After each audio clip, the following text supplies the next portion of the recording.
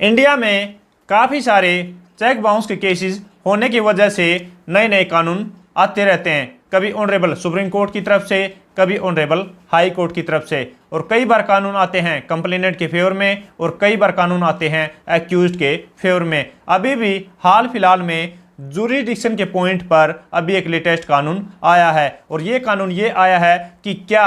Accused जो है, अपराधी जो है, वो अपनी सुविधा के अनुसार उस चेक बाउंस के केस को अपने शहर में चला सकता है या फिर ट्रांसफर करवा सकता है। जानेंगे आज की इस वीडियो में क्या हो नया पॉइंट जुरिडिक्शन के बेस पर। सो फ्रेंड्स, मैं हूं एडवोकेट मोहित और आप देख रहे हैं हमारा चैनल मोहित सिंगरवल। अगर आपने ये चैनल अभी तक सब्सक्राइब नहीं किया तो चैनल को सब्सक्राइब कर लीजिए, क्योंकि चेक से रिलेटेड बहुत ही बढ़िया कंटेंट इस चैनल पे आने वाला है। सो फ्रेंड्स, बिना किसी देरी के चलिए वीडियो शुरू करते हैं।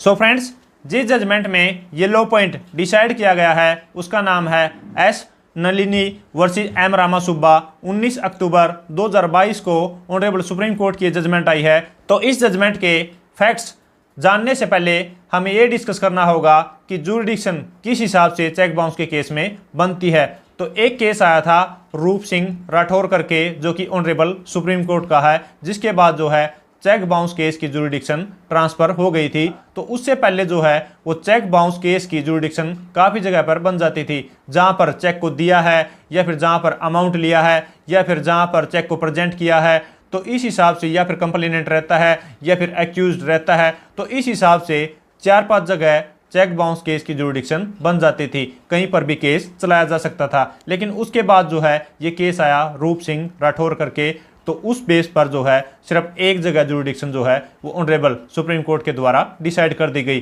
कि कहां पर चेक बाउंस का केस चल सकता है। तो अब मैं आपको वो बता देता हूं कि कहां पर चेक बाउंस का केस चल सकता है। तो कहीं पर भी अगर कंप्लेनेंट ने कोई भी बैंक अकाउंट ओपन किया है और साथ में ही उस बैंक अकाउंट को वहीं पर मेंटेन भी करता है, तो वहां पर अगर कंप्लेनेंट चेक को प्रेजेंट करता है तो वहां पर चेक बाउंस का केस चल जाएगा। इसको हम एक एग्जाम्पल के थ्रू समझते हैं कि अगर किसी भी पर्सन ने मान लीजिए चंडीगढ़ में बैंक अकाउंट ओपन किया है, वहां पर उसके बैंक अकाउंट का ओरिजिन हुआ है और वहीं पर वो उस अकाउंट को मेंटेन भी करता है, तो अगर वो चंडीगढ़ में चेक को लगाएगा तो उसकी जुरिडिक्शन जो है वो चंडीगढ़ कोर्ट में बन जाएगी। अब हम दूसरा एग्जाम्पल ले लेते हैं कि अगर कोई भी पर्सन जिसने अपना अकाउंट जो है वो ओपन किया है चंडीगढ़ में, लेकिन उसी बैंक की जो है ब्रांच है दिल्ली में, तो अगर कंप्लेनेंट जो है उस चेक को दिल्ली में लगाता है तो यहाँ पर दिल्ली की जुरिडिक्शन नहीं बनेगी, यहाँ पर जो जुरिडिक्शन बनेगी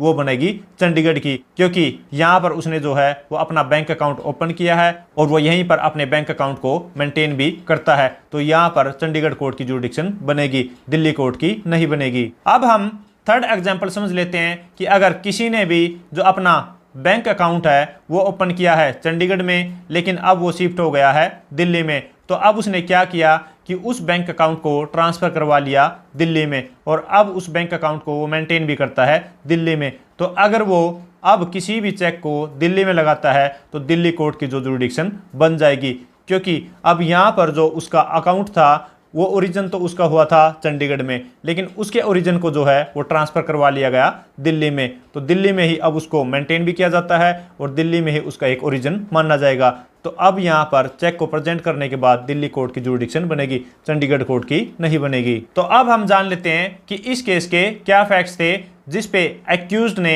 अपनी सुविधा के अनुसार एक ट्रांसफर पिटीशन डाली कि मेरे जो चेक बाउंस केस को ट्रांसफ़र किया जाए मेरे शहर में। तो यहाँ पर एक ओल्ड लेडी थी, उसने एक ट्रांसफ़र पिटीशन जो है ऑनरेबल सुप्रीम कोर्ट में डाली कि इस केस को जो है वो ट्रांसफ़र किया जाए, क्योंकि मेरी ओल्ड एज है और मैं परेशान हूँ। तो यहाँ पर ऑनरेबल सुप्रीम कोर्ट ने डायरेक्टली उस पिटीशन को जो है वो डिसमिस कर दिया और ये कहा कि चेक बाउंस का केस जो है वो अपराधी की सुविधा के अनुसार ट्रांसफर नहीं किया जा सकता। और ऑनरेबल सुप्रीम कोर्ट ने सिर्फ उस ओल्ड लेडी को इतना रिलीफ दिया कि अगर वो चाहती है कि मैं उस केस में सिर्फ जो मैंडेटरी डेट हैं जिन पे मेरा जाना बहुत ही ज़रूरी है, तो उसके रिगार्डिंग जो है वो एप्लीकेशन लगा सकती है और जो उसकी पर्सनल अपीयरेंस है उसको एग्जेम्प्ट करवा सकती है, जो भी नॉर्मल डेट्स हैं। तो यहाँ पर ऑनरेबल सुप्रीम कोर्ट ने ट्रायल कोर्ट को भी ये डायरेक्शन दी कि अगर ये जो बुजुर्ग लेडी है, अगर ये कोई भी अपनी पर्सनल अपीयरेंस को एग्जेम्प्ट कराने के लिए एप्लीकेशन लगाती है तो ट्रायल कोर्ट जो है वो उसको कंसीडर करेगी और इसकी